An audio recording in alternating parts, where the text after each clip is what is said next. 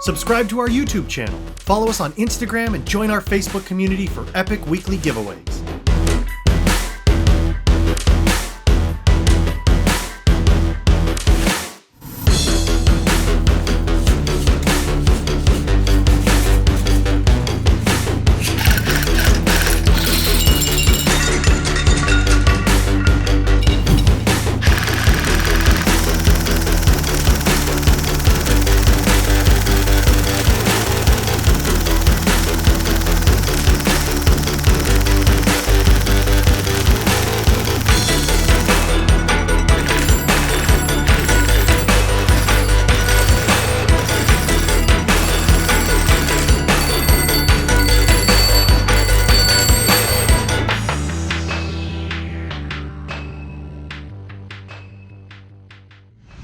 What's up, Airsofters? This is the Evike.com custom P90 Terminator AEG with 1,500 round box mag.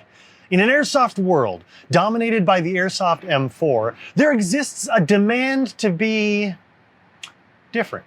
And for many, the humble P90 is the ideal platform, not only for its unique looks, but also its proven effectiveness. It's compact, ambidextrous, offers a lot of performance, and is massively upgradable.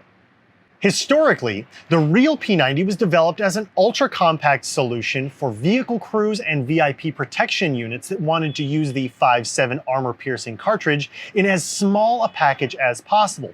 It also helped that it paired well with the 5.7 pistol. In Airsoft, the P90 is one of the most compact AEGs with a full-size gearbox, and still has enough barrel length to be useful outdoors. Thus, the P90 has become a very popular alternative to the M4 and even the AK. But what if you wanted to go further? Wanted to be unique even among P90 users? Well then, the excessively unique P90 Terminator might be just what you're looking for. The Terminator model retains all of what makes the P90 good and adds a lot of improvements beyond just aesthetics. On the front, a mock suppressor has been affixed and then surrounded by the pre-installed tri-rail system, more than doubling the available rail space so you can more easily integrate lights and lasers, as I've done here, to great effect. Now, obviously, you don't have to go this crazy, but it illustrates the point, I think. Additionally, you can install a foregrip on the bottom of the front rail. Now, personally, I find this a lot more comfortable than using the kind of factory body of the P90s, so that your trigger finger and your thumb don't have to inhabit the same hole. And it allows you to kind of open up your stance a little bit, making it a lot more ergonomic, which gives you plenty of space to attach a pressure switch for your flashlights as well. Now, I didn't set this up so that I could wrap my hand fully around the vertical grip. I'm using it more as a hand stop, but I will say it's a lot more comfortable. Or even just hold on to the rails, like this. Much more natural. Heck, this is Airsoft. If you wanted to, you could even go thumb over bore, since you know, the suppressor doesn't get hot. And if you're really interested in triggering a whole bunch of Airsoft milsimmers. All right, now relax. This thing has gone well beyond the point of realistic even before I picked it up. So, while the added suppressor obviously makes the P90 a bit less compact, it does allow for an even longer inner barrel if you wanted to install one yourself. It comes out of the box with a standard P90 length inner barrel at just 249 millimeters long. And despite its relatively short inner barrel, it still chronos at about 400 FPS. In testing, we found that the P90 easily connects with a 6-inch steel plate at 50 feet and can easily hit center of mass on the EMG standard silhouette target. At 100 feet, the spread naturally increases, and while the 6-inch plate was a no-go at that distance, the standard silhouette was a piece of cake, and we were able to land hits reliably on a body-sized target. One thing we did notice is that even with the stock barrel length, the P90 had no issue reaching longer distances, hopping 0.25 BBs out past 150 feet with ease. For improved accuracy at those distances, we recommend upgrading to a longer, tighter bore inner barrel so you can make full use of the suppressor and get the most out of this still very compact form factor. Speaking of swapping the inner barrel, it's super easy since this thing comes apart with basically the press of a button. The gearbox is equally easy to access, coming out the back of the stock just after removing a retention plate. This ease of access to the internals is one of the many factors that draws people to upgrading the P90. It's just a pleasure to work on. Version 6 gearboxes are known for their durability, and this one is no exception. The parts list includes a long-type ferrite magnet motor that drives a standard 18-to-1 set of gears that all ride on 6mm bushings, except for the spur gear, which is on an oval-shaped bushing. This oval shape means that you can flip it end for end and use a version 7 gear set if you wanted to, or mix and match different gears from different gear sets for different effects. This feature is part of what made this gearbox so popular for running super high speed builds back in the day. The piston is polymer with a single metal tooth and a ported polymer piston head. The cylinder is ported and the cylinder head is polymer. The P90 length nozzle does not have an O-ring, and the compression overall it's minimal, meaning that it achieves 400 FPS through brute force of the M120 spring alone. We recommend a P90 compression kit and a longer tight bore inner barrel along with a nice bucking for anyone looking to get the most out of their P90. Now keep in mind that upgrading the compression system in this by making a tighter seal is going to raise your FPS even past the factory 400 FPS. So you may need to drop your spring rate, which is going to give you the added benefit of faster rate of fire. The gearbox shell itself does not have radius cuts, but it doesn't really suffer for lack of them, since it's a very robust design that adapts well to both high-speed builds and high FPS builds. The only thing that it's lacking are drop-in MOSFET options. We recommend an inline MOSFET, one that plugs in between the gearbox and the battery, for additional switch protection and control, like the Gate Murph 3.2 MOSFET. While many compact PDW-style AEGs have very limited battery space, the P90 has a refreshingly spacious battery compartment, which is easily accessed just by removing the stock plate. Now, it's time to talk about the magazine. Yes, I've been avoiding it, and that's because it's such a game changer for P90 users. I figured I'd save it for last.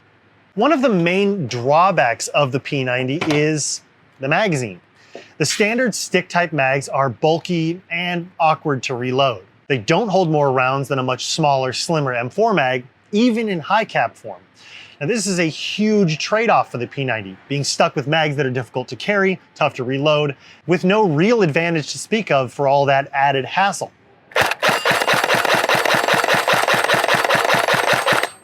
That's what makes this magazine on the Terminator such an attractive solution to all of the issues that the factory P90 magazine would have. I know it looks bulky, but really the entirety of the box magazine fits within the frame of the P90. And the only part that protrudes is the slim adapter for the high capacity M4 magazine. And honestly, it doesn't protrude all that much. It protrudes just about as much as putting a flashlight on the side of the rail would have done.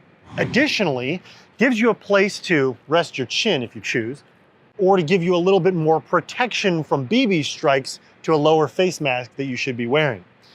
It also places it in a great place to wind the magazine as you're firing. It's a compact, ergonomic solution that gives you a ton more storage in a compact package.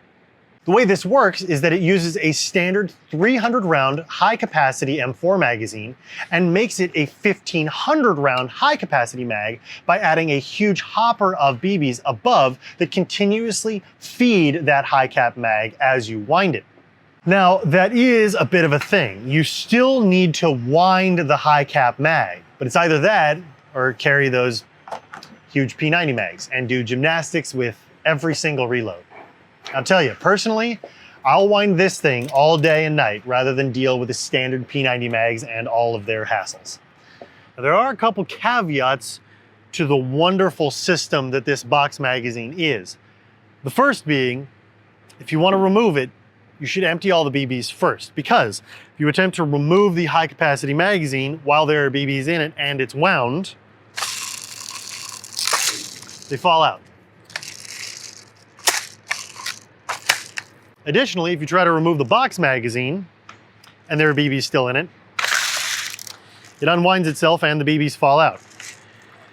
Basically what I'm saying is, If you plan on removing the box magazine, remove the BBs first. Caveat number 2, because most fields require you to remove your magazine when exiting the field, and you will be losing your BBs every time you do that, we're going to suggest getting a barrel sock to cover the front end to give you that extra bit of safety. Thankfully, barrel stocks are cheap, and since most fields require them, it's definitely worth adding one to your next purchase. One of the first questions that I had when I first saw this for the first time was, can it use mid-caps? The answer is, it's complicated. Unmodified, there's a long tab that extends down into the open top of the high-capacity magazine. Now, this tab is to keep the sliding door on the top of most high-cap M4 magazines from closing and therefore ruining the hopper to high-capacity mag partnership. If you wanted to use a mid-capacity magazine, that tab gets in the way of fully seating the mid-cap mag. Additionally, the mid-capacity magazine has no way to refill the BBs from the hopper. So switching to a mid-capacity magazine by removing that tab can be done. Just keep in mind that you kind of negate all of the usefulness of the 1500 round box magazine up top, and you'd just be relegated to using the capacity that's in each high cap magazine. If you're using this in milsims or in games that require a specific mag capacity, you could do that with mid-cap magazines and then kind of ignore the 1500 round box mag up top. Keep in mind though that if you remove that tab and you want to go back to it being a 1500 round box magazine in conjunction with the high cap mag, you'll need a way to lock that sliding door open.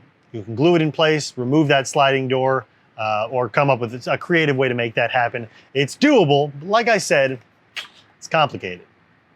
So aside from its obvious differences, the Terminator is at its core still a base P90, meaning your fire selector controls are the same. The rotating selector allows you to select between safe, semi, and fully automatic fire modes, and the ergonomics are the same. Of course, the added benefit of that vertical grip.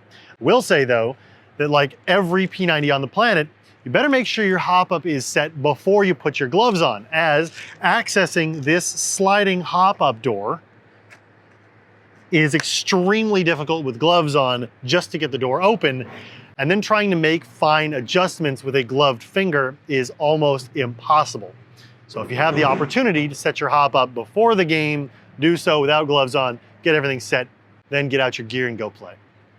So with all of that in mind, the question is not whether this is the right P90 for you, rather, are you the right player for this P90? Are you the type who likes to go with what's fun over what's realistic? Do you not mind winding a high cap for your 1500 rounds? And do you want an F2000 that isn't an F2000? So if you nodded yes to any of these, then you need to get yourself an Evike custom P90 Terminator in black, tan and black, all tan, or OD and black, all available right here at Evike.com. Thanks for watching.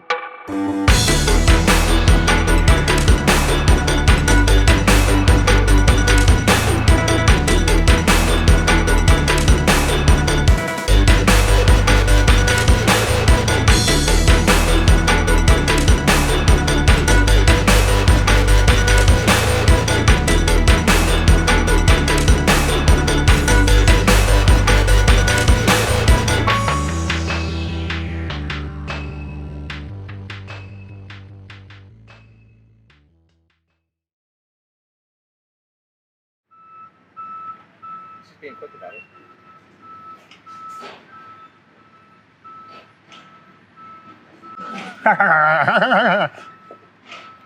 Terminator, the P90 Terminator.